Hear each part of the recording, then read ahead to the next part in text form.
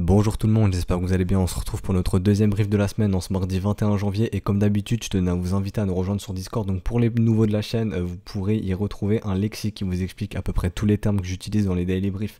Ensuite, mon altcoin screener, qui est une doc qui centralise à peu près plus de 200 altcoins avec de potentielles opportunités Little Old Lady. D'autres docs qui ont été faites par mon collègue, donc encore pour les novices, mais aussi pour les expérimenter, ça peut toujours servir.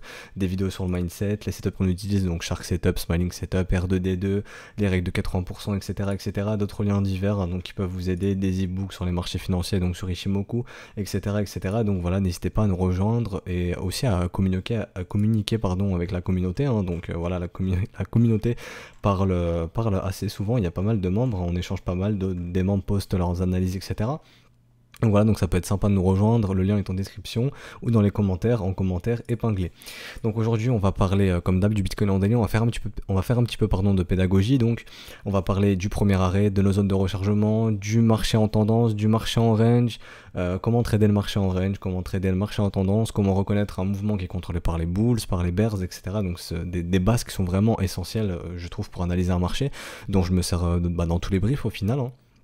Donc voilà, donc j'ai trouvé que je n'avais pas été assez explicite et que j'ai vraiment besoin de vraiment expliquer en fait les termes, etc. Mais vraiment expliquer parfaitement pour que ce soit clair pour tout le monde. Ensuite on parlera de no spreads forwards comme d'habitude, de no risk on risk off. Bon, aujourd'hui on va aller vite parce que la situation c'est la même qu'hier. Et aujourd'hui on va parler de 4 altcoins majeurs, donc Ethereum, Ripple, Litecoin, Bitcoin Cash, et on reparlera des stratégies d'investissement qui sont basées sur le risk management pour pouvoir investir dans certains assets. Donc là pour le coup on va prendre des altcoins, mais ça peut être dans n'importe quel autre asset, ça peut être dans le Bitcoin, dans nos stocks, bon, etc., etc., etc. Et on va parler de ça. Donc au niveau du Bitcoin, je peux d'ores et déjà déplacer ma battle zone, je ne l'ai pas vu hier, je l'ai vu dans la journée, je me suis dit ok bon le marché bouge pas tellement, donc c'est plutôt ça la battle zone. Donc pour moi la battle zone daily elle est ici entre les 9188 et les 8461 $. Pourquoi je la place ici? Tout simplement parce que déjà le marché est dans une dynamique haussière depuis les 6004, donc on est dans un rallye contre tendance, mais ce mouvement ici est bien contrôlé par les bulls et justement on en parlera après, mais on continue de faire des plus hauts creux, des plus hauts sommets sur ce mouvement ici. Donc tout simplement je place la battle zone ici parce que si le marché est amené à faire ça, on aura notre structure bearish, c'est-à-dire un M, et on fera enfin un premier, les bears réussiront à créer le premier creux plus bas, tout simplement en réalisant ce M et en faisant un sommet plus bas aussi. Donc on changera la dynamique qui est haussière en début de dynamique baissière, comme vous le voyez. Vous voyez bien ici la différence entre ça et ça.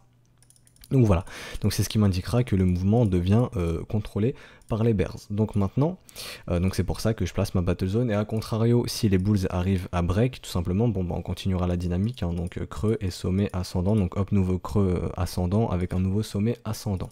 Ok, donc maintenant on va identifier. Déjà on va parler des structures, donc les structures vous connaissez, celles qu'on aborde énormément, donc les W, donc les M, donc les W, c'est simplement théorie de dos, c'est comment identifier la tendance, donc le premier creux, le premier sommet, le premier creux plus haut, et pour confirmer ce premier creux plus haut, faut un sommet plus haut, et le sommet plus haut se fait lorsque nous cassons la neckline, donc on nous crée un deuxième sommet plus haut. Exactement pareil pour les M, on a notre sommet, notre plus bas creux, notre plus bas sommet, on casse ce plus bas creux, du coup ce plus haut creux, mais qui deviendra par la suite, on créera par la suite un plus bas creux, donc voilà, le M c'est justement l'inverse d'un W. Donc ici on peut voir que sur le Bitcoin, depuis les 6400 $, si je dis pas de bêtises, voilà, depuis les 6400 $, on a réussi à instaurer le W, que vous voyez ici, donc le plus bas creux, le plus bas sommet, le plus haut creux, et ensuite on réussit à faire le plus haut sommet quand on casse la neckline. Donc, jusqu'à preuve du contraire, déjà, on peut identifier que la structure ici est bullish, donc que ce mouvement pour l'instant est bullish. Deuxième raison qui peut nous indique que ce mouvement est toujours haussier, et là on va parler du premier arrêt. Donc le premier arrêt, c'est tout simplement le fait de prendre le bottom de la vague, on prend le top qui est actuellement ici, et on peut voir qu'on évolue toujours au-dessus de notre premier arrêt.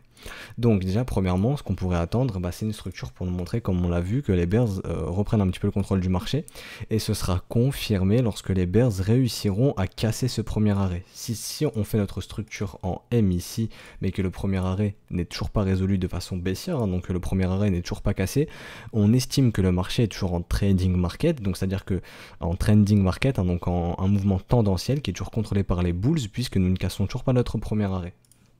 Donc déjà pour expliquer ça brièvement, on va retourner dans le passé, donc je vais aller sur la charte de Bitfinex et vous allez très vite comprendre ce que je veux dire. Donc on va passer en weekly, et on va prendre notre bottom, donc là je vais vite fait me placer en log pour avoir le bottom exactement, et on va prendre à chaque fois que le marché a connu une baisse, ok. Donc par exemple, je sais pas, je vais me mettre, bon voilà, ici. Donc je vais me retirer du log, c'était juste pour choisir le bottom, on va rezoomer tranquillement, donc là c'est vraiment de la pédagogie pure et vous allez très vite comprendre. Donc on prend le bottom, on prend notre sommet de notre vague, donc ici le bottom, le top, et on voit quoi? On voit premier arrêt est tagué et premier arrêt n'est pas cassé, résolu bullish. Enfin résolu bullish, on le verra après. Vous voyez qu'après ensuite le marché nous fait un petit W, donc vous voyez ici le W, hop. Donc notre premier arrêt est résolu bullish, on structure un W un petit peu au-dessus, mais vous voyez que notre premier arrêt ne casse pas, donc ce mouvement est un mouvement tendanciel contrôlé par les bulls, et l'objectif c'est justement, tant que ce premier arrêt n'est pas cassé, d'aller chercher des sommets plus hauts. Le marché fait quoi? On ne casse pas le premier arrêt, on va chercher un sommet plus haut. On fait exactement le même exercice ici. On voit quoi? On voit qu'on prend notre bottom, notre top. Le marché ne casse pas le premier arrêt, on vient dessus. Tant qu'on ne casse pas le premier arrêt, on estime que c'est toujours un mouvement tendanciel mené par les bulls, vu que c'est un prix qui monte, donc les bulls contrôlent le prix. Donc c'est toujours un mouvement tendanciel par les bulls, donc on est bien en trending market, donc trending, un marché en tendance, le trend, comme ceci. Donc voilà, donc vous voyez, on casse pas le premier arrêt. Qu'est-ce qu'on va faire? On va chercher un nouveau sommet. On fait le même exercice, on déplace notre Fibo, toujours depuis le bottom, on va chercher le top. Le marché revient taguer encore une fois ce premier arrêt. Le premier arrêt ne cède pas, qu'est-ce qu'on fait? On va chercher un nouveau sommet. On peut aussi prendre encore une fois le bottom et le top des 3000 $, qui a été trop en juillet si je dis pas de bêtises, voilà j'ai une bonne mémoire, non juin, ok juin 2017. On vient taguer notre premier arrêt, on résout ça en V bottom, peu importe. On résout ça en V bottom et on voit que le premier arrêt est toujours pas résolu bear, que les acheteurs défendent bien le premier arrêt, on reste dans un mouvement tendanciel contrôlé par les bulls. L'objectif, rappelez-vous, c'est d'aller chercher un plus haut encore une fois. Qu'est-ce qu'on fait? On va chercher un plus haut. Ensuite, même scénario, on trouve notre top, donc bottom, top, on regarde le premier arrêt trouve acheteur. Quel est l'objectif lorsqu'on ne casse pas le premier arrêt? D'aller trouver un nouveau sommet.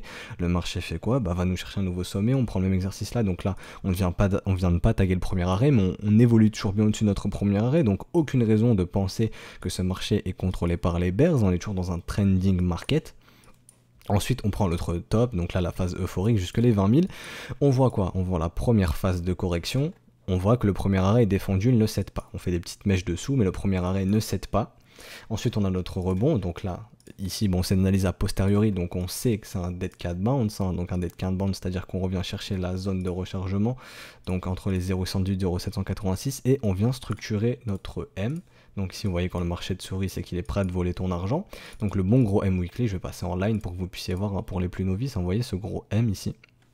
Donc premièrement il y a le M, donc la structure, ce qu'on a expliqué avant, et ensuite on voit que notre premier arrêt cède, le premier arrêt a cédé.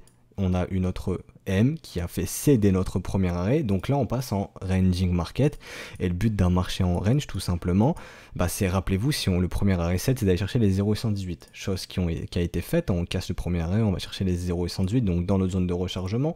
Rappelez-vous, dans un marché en range, on achète le bas du range, on vend le haut du range, donc le bas du range, comment on le localise? Nous, c'est avec nos reload zones, donc c'est là que interviennent les smiling setup, mais ça, on y reviendra peut-être après.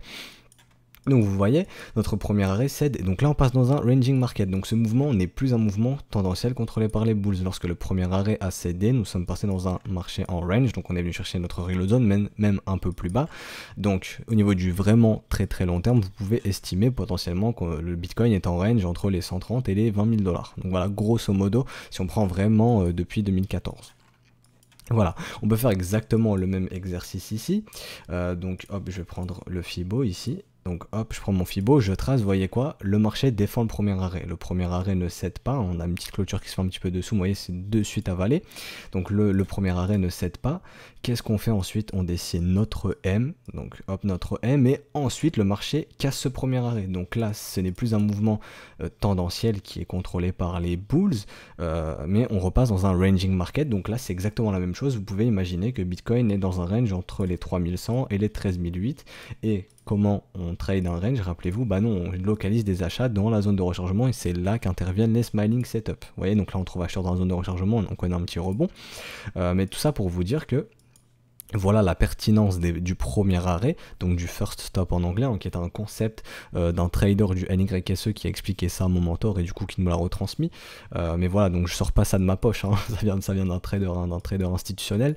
Donc voilà, donc c'est ça la pertinence du premier arrêt. Donc là, on peut estimer que Bitcoin est dans un ranging market, donc entre les 3100 et les 13008. Donc c'est pour ça qu'on essaye de localiser nos achats dans la zone de rechargement ici.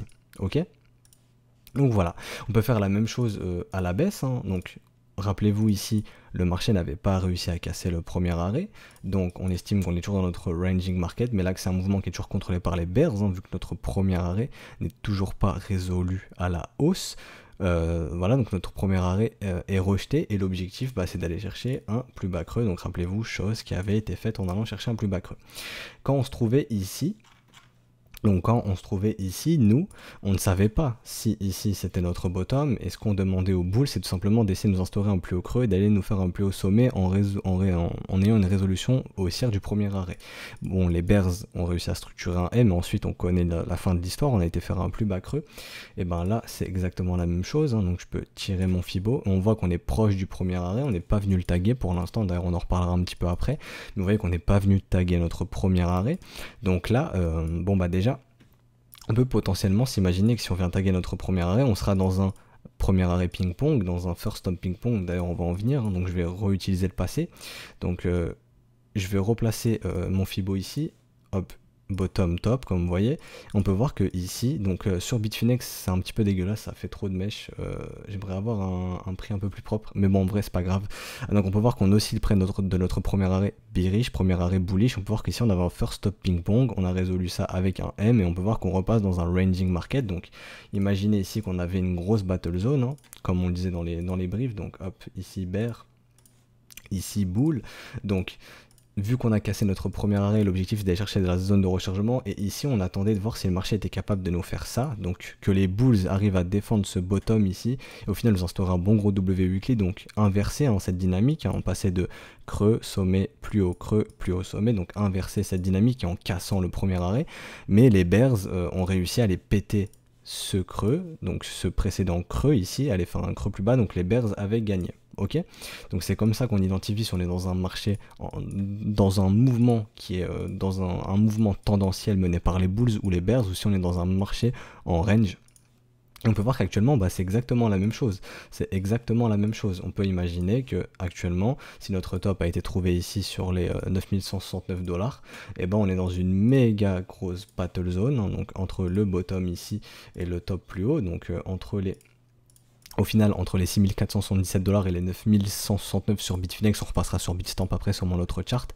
Mais on peut imaginer que l'objectif des bears, c'est de poursuivre ce mouvement tendanciel, hein, donc ce mouvement baissier ici, vu qu'on ne résout toujours pas notre premier arrêt. Donc ici, c'est un mouvement tendanciel baissier. On est toujours sur notre premier arrêt, comme vous pouvez le voir. Donc tant que le premier arrêt ne serait pas résolu à la hausse, on sera dans un mouvement tendanciel mené par les bears. Donc quand les bears reprendront le contrôle de ce mouvement, s'ils y arrivent sous le premier arrêt, qu'ici on structure notre M et qu'on casse le premier arrêt des bulls, on validera justement ce range ici entre les 6004 et les 9100. L'objectif des bulls, rappelez-vous, ce sera d'essayer de trouver un plus haut creux que les 6004. Donc nous, on localisera ça où? Dans la zone de rechargement idéalement. Donc si jamais c'est bullish, qu'on voudrait voir, c'est que les bulls défendent cette reload zone, voire peut-être même un petit peu plus bas. Mais l'objectif c'est de hold les 6400 ici, hein, de hold ce creux, pour au final essayer d'aller nous faire un sommet plus haut et justement de s'affranchir de ce premier arrêt en même temps. Là on pourra se dire, ok, il y a de grosses probabilités qu'on repasse dans un mouvement qui est contrôlé maintenant par les bulls. L'objectif ce sera essayer de s'affranchir de cette reload zone. Rappelez-vous, on casse le premier arrêt, l'objectif 0,118. Donc voilà, et ici d'essayer de s'extraire justement des 13008, ok.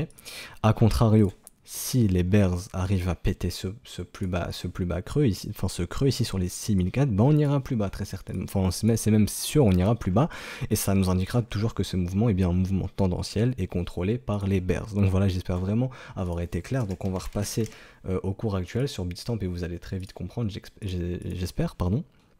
Donc on peut voir que actuellement de ce mouvement ici, c'est un mouvement tendanciel toujours mené par les bears. C'est pour ça que je parle de counter trend rally, donc de mouvement qui va contre la tendance, parce que ici ce mouvement tendanciel est baissier. On est toujours sur notre premier arrêt, on n'a toujours pas résolu ce premier arrêt à la hausse, et on peut voir que eux, les bulls, on est toujours au-dessus de ce premier arrêt. Donc voilà, donc tant qu'on ne casse pas ce premier arrêt, on ne pourra pas dire que ce mouvement n'est plus tendanciel, qu'on ne passe pas dans un mouvement en range, et donc quand on cassera notre premier arrêt, on aura notre range entre les 6004 et les 9200 $. Donc si vous êtes acheteur, votre but c'est de localiser vos achats où? Dans la zone de rechargement idéalement. Donc ici nous smiling setup, localisation reload zone, confirmation momentum, MACD ou RSI, ça dépend de vous. Et la troisième raison, la petite structure. Ok? Donc ça, ce sera le smiling setup qui interviendra par la suite. Mais voilà, donc pour l'instant, donc tout ça pour dire quoi? Est-ce que je peux dire que le top a été trouvé sur les 9188 $? Donc sur Bitstamp, pour l'instant, non, c'est bien trop tôt. Comme on l'a vu, le premier arrêt est toujours maintenu par les bulls. On n'a toujours pas cassé notre premier arrêt. Et est-ce qu'on a une structure bearish? On n'a toujours pas de structure bearish. On n'a toujours pas notre structure en M, comme nous l'avions eu ici en W, qui a permis de lancer ce counter trend rally, donc ce mouvement contre tendance. Donc voilà, j'espère vraiment avoir été clair.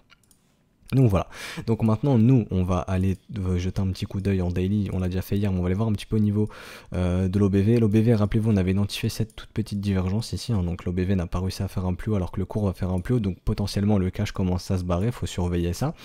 William est stupidement suracheté. Si William sort de sa zone stupidement de surachat, on peut avoir un signal qui peut nous indiquer que ok, bon là les bulls doivent laisser le moteur refroidir et potentiellement on essaiera de structurer notre M, etc. par la suite.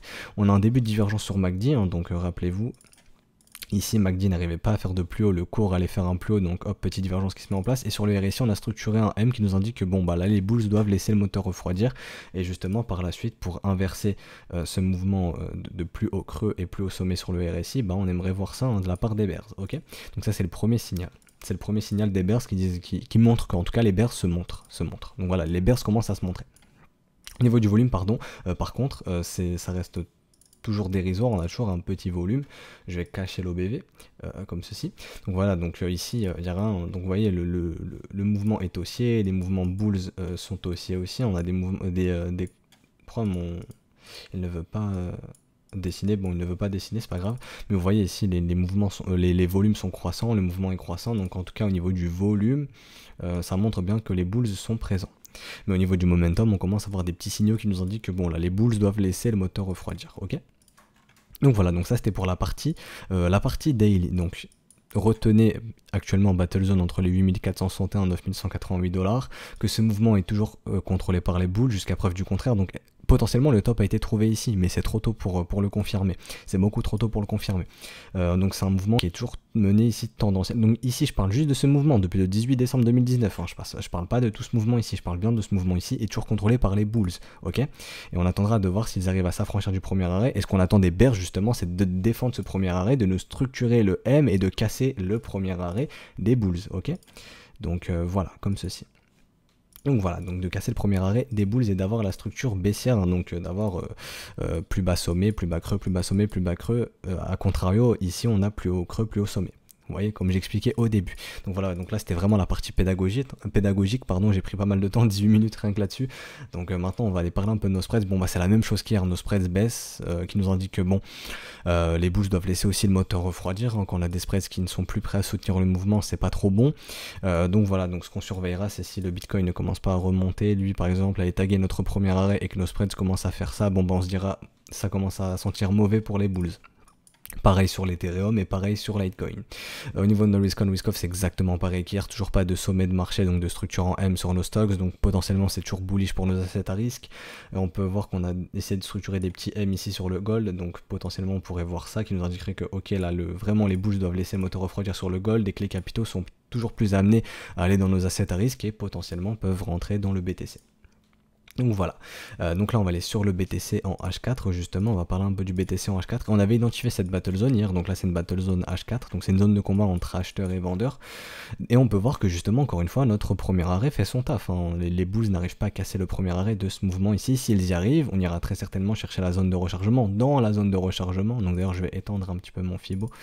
Donc là c'est juste de la préférence personnelle, esthétique. Donc voilà, donc là on peut voir que là c'est la zone de rechargement justement de tout ce mouvement ici, de tout ce mouvement. Donc les bears doivent se montrer dans cette zone de rechargement et on pourrait avoir une zone de rechargement dans une zone de rechargement. Ça c'est mes localisations préférées, hein. Quand vous avez une zone de rechargement dans une zone de rechargement de short, moi j'adore ces localisations. Et on essaiera de voir si justement le rallye va pas, en tout cas on aura le premier signal précurseur qui nous indique que ok là il se passe quelque chose, que les bears reprennent peu à peu le contrôle, donc c'est-à-dire de structurer le M, et ensuite on verra si les bears arrivent à casser le premier arrêt. Si les bulls arrivent à maintenir ce premier arrêt avec un W, il sera très probable qu'au final on squeeze tous ceux qui ont short ici pour continuer le mouvement justement tendanciel. Donc rappelez-vous, tant que le premier arrêt n'est pas résolu, on est dans un mouvement tendanciel haussier, donc dans un mouvement haussier ici, ok? Donc voilà, donc d'ailleurs je pourrais revenir dans le passé, hein, encore dans le passé, pour vous prendre un cas concret. Donc hop, on va prendre ici ce mouvement, hop, on peut voir que ici on avait une autre M, donc ici vous pouvez voir le M ici, hein, donc je vais tout cacher, donc là le M.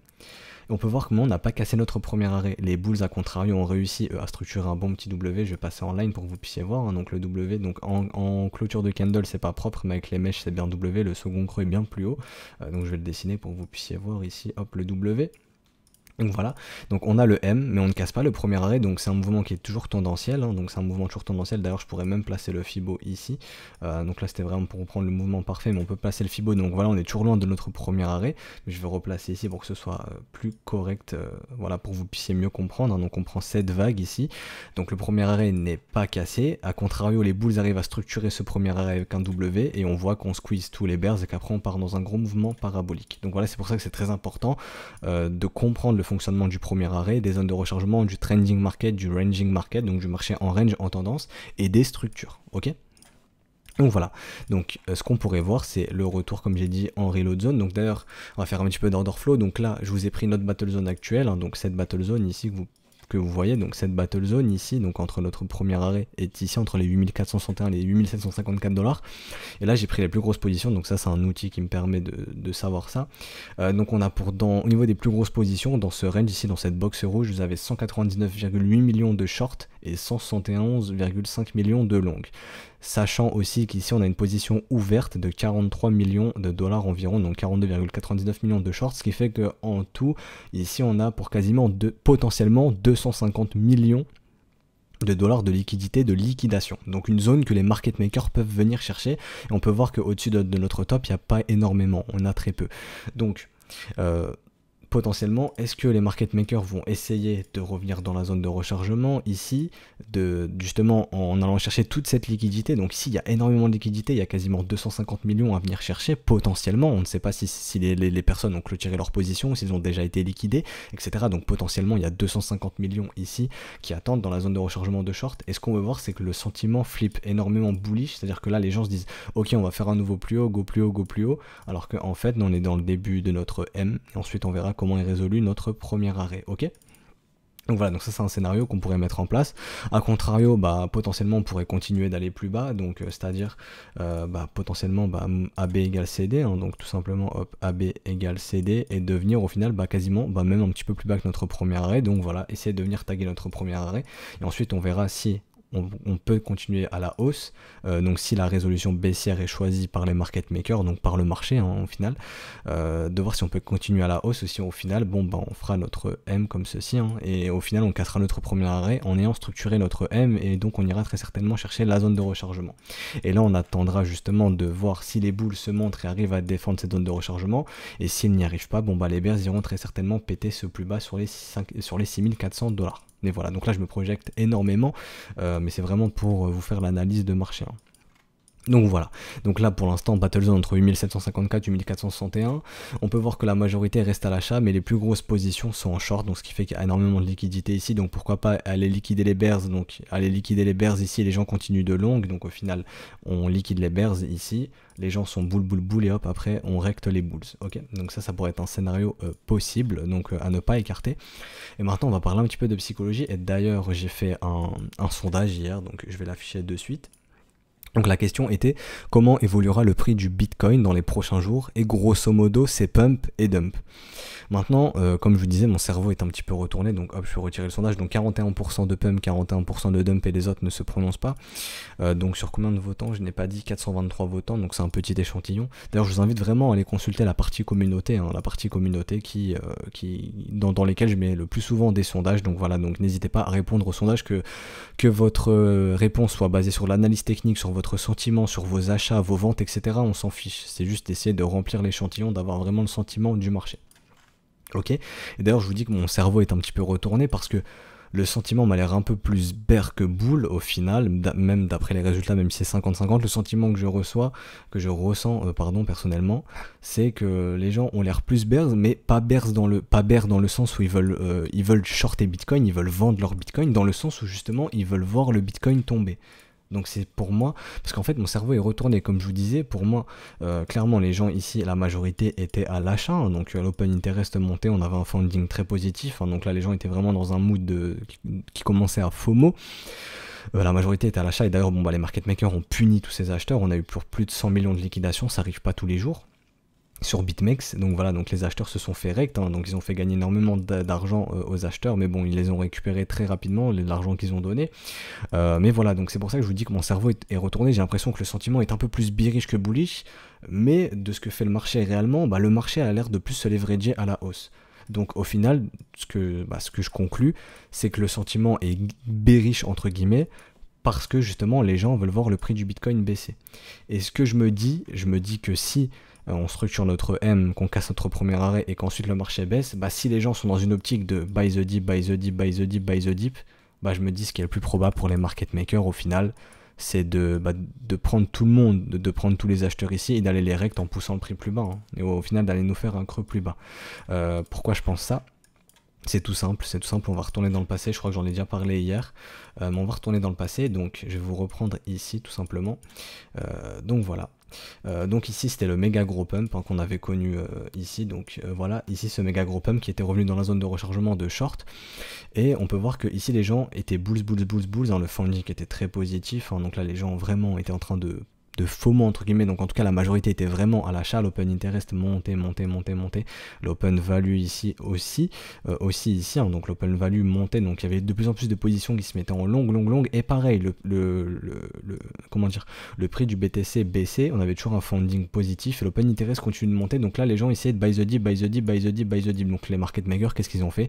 Ils ont été rect tout le monde, on a eu énormément de liquidations, donc 120 millions, 100 millions, donc là tous les bulls se sont fait liquider, on a été faire un plus bas, donc c'est ce qu'il faudra surveiller. Si jamais notre top a été trouvé ici, qu'on nous imprime notre M et qu'on casse notre premier arrêt, très certainement on ira dans la zone de rechargement, mais si tout le monde est bullish dans la zone de rechargement d'achat, que tout le monde essaye de buy the dip, le plus probable c'est que les market makers ils emmènent tout le monde aux enfers entre guillemets, hein, qu'on aille plus bas, et que ceux qui achètent ici se fassent liquider pour créer justement assez de liquidité plus bas, comme on l'a fait ici au final, créer de la liquidité plus bas pour que les big boys, les institutions, appelez ça comme vous voulez, puissent racheter du Bitcoin moins cher, ou en tout cas les gens se sont fait liquider, ce qui crée la liquidité disponible pour les plus gros acheteurs, ok.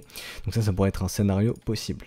Donc actuellement, pour faire le bilan, est-ce que le BTC est baissier? En tout cas, est-ce que ce mouvement est terminé? Pour l'instant, c'est trop tôt pour le dire. Au niveau des probabilités, on peut continuer de monter. Et ce qu'on surveillera justement, c'est de voir si on fait pas notre M et qu'ensuite on pète pas notre premier arrêt. Ok. Donc ça, c'était pour l'analyse du BTC. On a fait un petit peu d'order flow, un peu de psychologie, on a parlé un petit peu des liquidations. Voilà, donc je pense que j'ai tout dit, même au niveau de l'order flow, j'ai tout dit. Donc là, maintenant, on va aller sur Ripple, sur Ethereum, etc. Donc on va parler un petit peu des alts. Donc rappelez-vous, les altcoins, nos smiling setup étaient déclenchés, nous avions les structures. D'ailleurs, on m'a demandé comment je vois mes structures. Donc j'avoue, moi je les vois du premier coup d'œil, mais pour les plus novices, ça peut être un petit peu plus compliqué. Donc un W c'est simple, c'est pas on cherche pas des W, enfin il y en a qui peuvent chercher des W symétriques, mais pour moi un W voilà, ça peut être comme ceci, hein. Donc ça pour moi c'est un W. Donc c'est simplement, comme j'expliquais, le fait d'avoir un creux, un sommet, un plus haut creux et ensuite un plus haut sommet en cassant cette neckline ici qu'on appelle la ligne de coup. Et ce qu'on peut voir sur Ethereum, si j'enlève tous les schémas, que j'enlève aussi le biais institutionnel comme ceci, et ben on peut voir qu'on a notre W. Vous le voyez ici, le W et ensuite hop la cassure. Donc voilà. Donc pour les plus novices, mettez-vous en line si vous n'arrivez pas. Donc sur TradingView vous avez candle, bars, area, etc. Donc area c'est ce que j'utilise pour mes spreads forwards. Mais vous avez aussi juste les corps de chandelle. Donc au final ça vous dessine des lignes, donc ici ça s'appelait line, non, sur TradingView en anglais.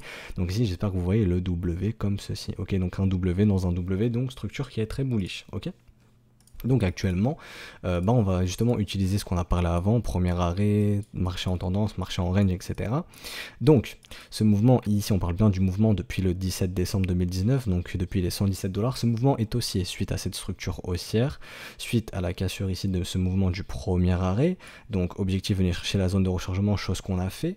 Donc ce mouvement ici est toujours haussier. Maintenant on trace notre Fibo, hop, on trace notre Fibo et on peut voir qu'on évolue toujours au-dessus du premier arrêt, donc potentiellement ce mouvement n'est pas terminé, il y a encore potentiellement de l'upside.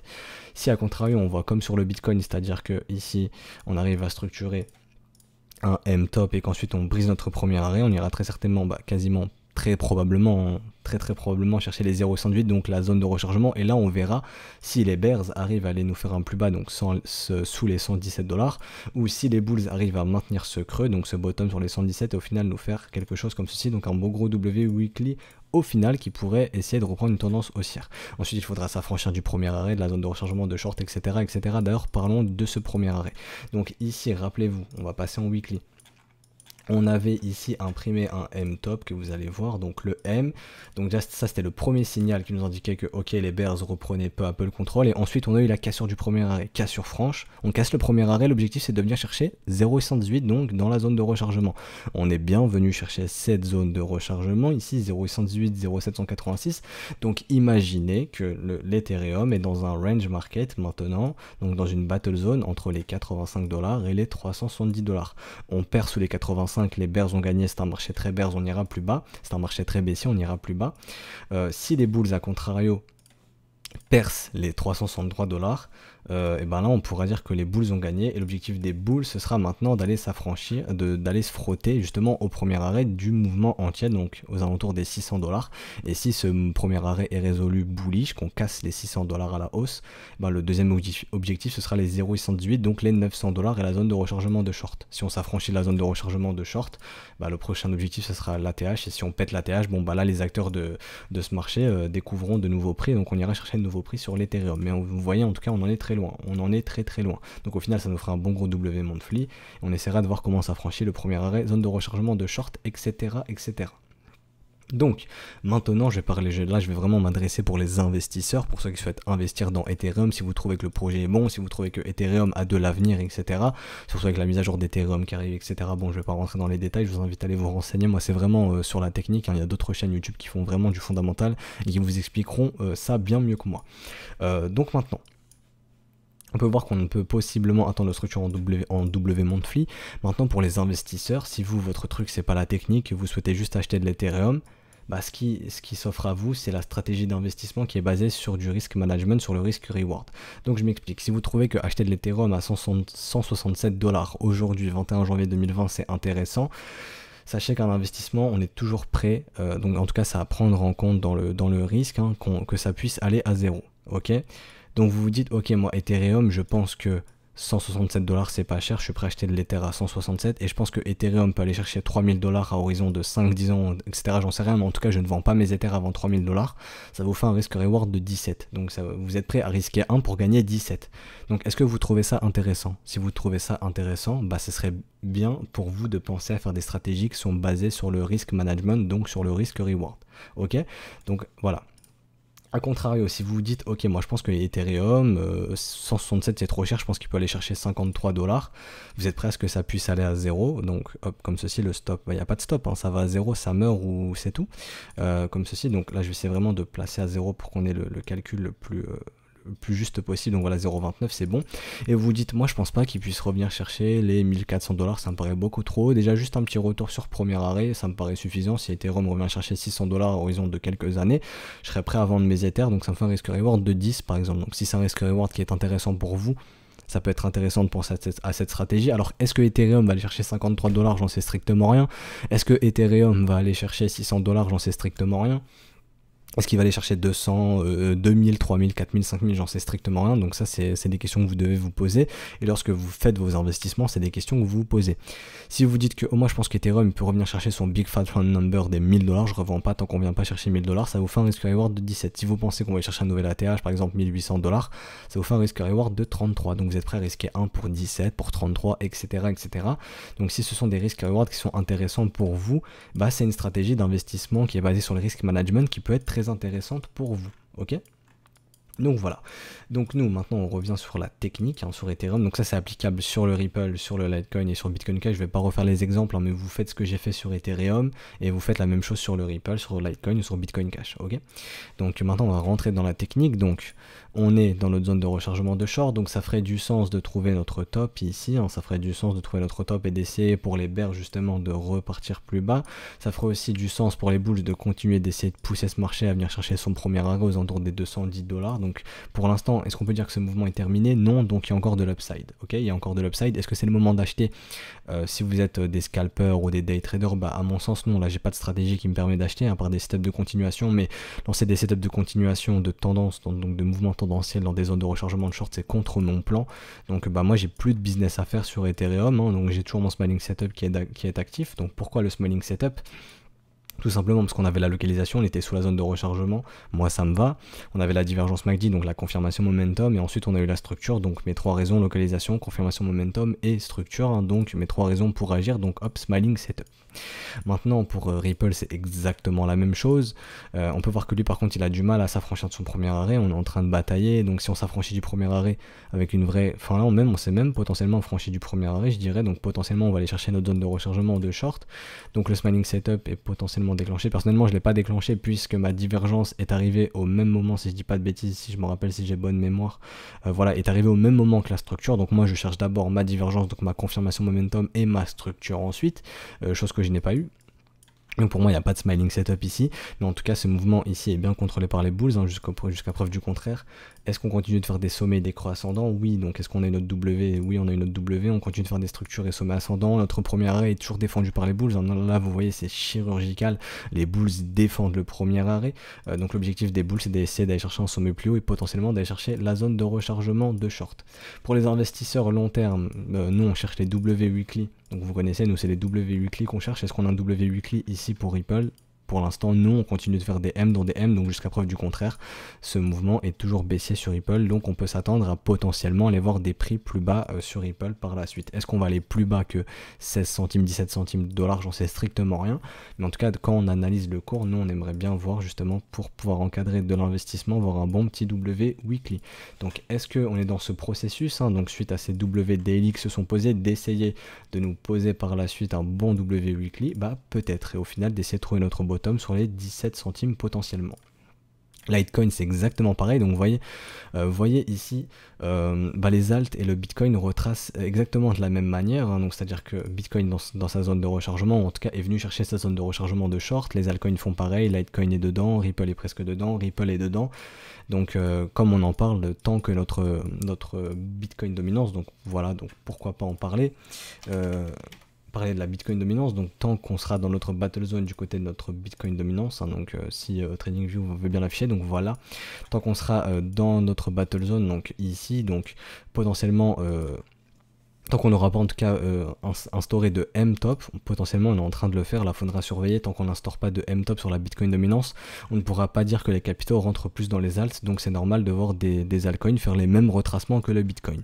Donc sur Litecoin c'est exactement la même chose, smiling setup, j'avais eu ma localisation sous la zone de rechargement, mes divergences MACD, ma structure en W, hein, donc ici si vous la voyez, hop le W ici, le wake of check qui m'a permis d'entrer, donc voilà, donc ici c'est un smiling setup qui est actif, donc maintenant on est dans la zone de rechargement de short, et comme je le dis, bon, encore trop tôt pour savoir si on a trouvé notre top, on évolue toujours au-dessus de notre premier arrêt, on n'a toujours pas de structure qui nous permet de dire que ok, les bulls sont out, ou potentiellement sont bientôt out, et que les bears reprennent le contrôle, donc potentiellement il y a encore de l'upside, on pourrait potentiellement, pourquoi pas aller chercher notre premier arrêt aux alentours des 78 $, on a aussi notre règle de Gann qui nous indique que Litecoin peut se retrouver à 91 $ aux alentours de mars 2020. Donc voilà, donc pour l'instant il y a encore de l'upside. Est-ce que le top, potentiellement il y a encore de l'upside, et est-ce que le top a été trouvé ici aux 63 $? Bah c'est bien trop tôt pour le dire. Est-ce qu'on entre ici? Personnellement je n'achète aucune zone de rechargement de short bien entendu, et à part si je peux avoir un setup de continuation de tendance, mais comme je vous ai dit, je ne lance pas de setup de continuation de tendance dans une zone de rechargement de short. Et pour Bitcoin Cash on va terminer, alors lui c'est celui qui a le plus retracé, hein, donc lui il a vraiment retracé plus haut que sa zone de rechargement de short, on a même pété, donc la zone de rechargement de short ici je vais la tracer, donc si par exemple on prend le BTC, donc la zone de rechargement de short qui se trouvait ici, on a consolidé, on a pété, et on a même cassé notre premier arrêt, et on a bien été chercher notre zone de rechargement de short, vous voyez on a cassé le premier arrêt, on a été casser la zone de rechargement de short. Donc voilà, donc là justement on passe dans un ranging market entre les 515 $ et les 570 $, donc pour que les bulls puissent gagner il faudra péter les 515 $, et pour que les bears puissent gagner il faudra péter les 174 $. Donc est-ce qu'on achète une zone de rechargement de short? Bah dans mon cas bien sûr, bien entendu que non, bien sûr que non. Donc ici bah smiling setup, la même chose, hein. Le W, on avait la confirmation momentum, donc on avait la localisation dans la zone de rechargement, donc localisation pour moi qui est parfaite, la confirmation momentum, donc la belle divergence MACD, et ensuite la structure qui intervient en troisième, donc mes trois raisons pour agir, donc smiling setup, donc ici les profits ont été pris totalement, profits totaux pardon, se font pour moi sur les 0,5, donc tous mes profits ont été pris ici. Donc voilà, assez satisfait de ce smiling setup. Donc maintenant on est dans la zone de rechargement de short. Donc bon bah là il serait, donc là les bulls doivent se calmer premièrement, et ensuite on verra justement si on arrive à péter le premier arrêt de ce mouvement ici entièrement, donc les 317 $ actuellement. Donc essayez de nous instaurer par exemple le M comme ceci, et ensuite de péter le premier arrêt, on reviendra ici dans la zone de rechargement, et on verra si les bulls arrivent à défendre cette zone de rechargement pour repartir à la hausse comme ceci, ou si les bears reprennent le contrôle et qu'on pète les 170 $ justement. Donc ça c'est impossible de le savoir, c'est pour ça que ça demande énormément de temps. Donc voilà, on va s'arrêter pour aujourd'hui. Aujourd'hui c'était un brief très complet, on a expliqué pas mal de choses. Donc voilà, donc si ça vous a plu, n'hésitez pas à vous abonner, à liker, à lâcher un petit commentaire, à activer la petite cloche. Je le répète, c'est un brief quotidien du lundi au vendredi, hein. Donc tous les jours on analyse le Bitcoin, les altcoins, des fois la Bitcoin dominance, le total market cap, le market cap des altcoins, etc. On essaye de changer. Donc là on a notre liste des altcoins majeurs, donc demain on pourra aborder Neo, EOS, BNB, XLM par exemple, ou d'autres altcoins. N'hésitez pas à me dire en commentaire, n'hésitez pas aussi à nous rejoindre sur Discord, je répète, le lien du Discord est en description ou dans les commentaires, en commentaire épinglé, pour pouvoir échanger avec la communauté, et pouvoir échanger aussi avec les membres de l'équipe, avec les admins. Donc voilà, donc moi je vous souhaite un excellent mardi, et on se retrouvera du coup demain, mercredi, pour notre prochain brief. Allez, ciao tout le monde.